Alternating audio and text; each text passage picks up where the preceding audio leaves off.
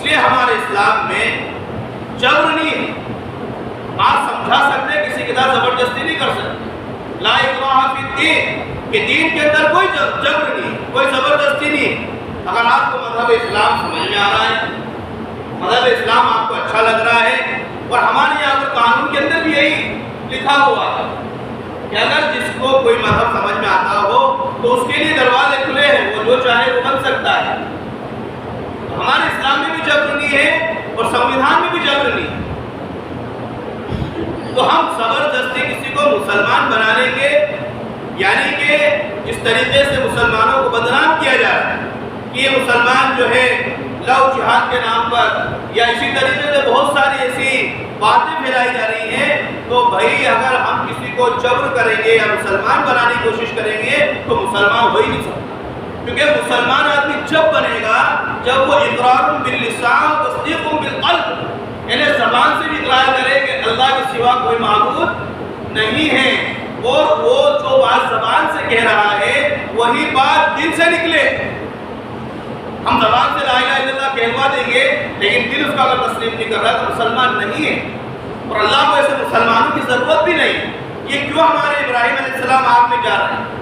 چاہتے تو کوشش کر کے سب کو مسلمان کر سکتے تھے، لیکن اسلام میں جبر نہیں، ظلم برداشت کر لیا لیکن کسی کو جبر نہیں کیا۔ آپ کو اگر یہ دین پسند ہے، اس کی خوبیاں ہیں، اس کی اچھائیاں ہیں، اس کی خوبصورت باتیں اگر آپ کو پسند ہیں تو فوراً آپ جو ہے کہ اچھائی کی طرف راغب راغب ہوتا ہے۔ ایک آدمی صرف اور صرف اس وجہ سے مسلمان ہو جاتا ہے، قربانی کا یاد جو ہے بات ذہن میں آئی کہ اس نے جب دیکھا کہ قربانی کا طریقہ مسلمانوں میں کیا ہے، اتنا شاندار طریقہ قربانی کا کہ جانور کو پانی پلایا جا رہا ہے، اس کے ساتھ ہمدردی کی جا رہی ہے، اس کو مذبح کی طرح کھینچ کر لانے سے منع کر دیا گیا، کھینچ کر مت لاؤ، اس کے سامنے چھری کو تیز کرنے سے منع کر دیا گیا، ایک ہی چھری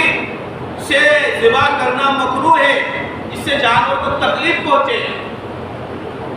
اوپر سے کاٹنے سے منع کر دیا گیا سے سخت تکلیف ہو،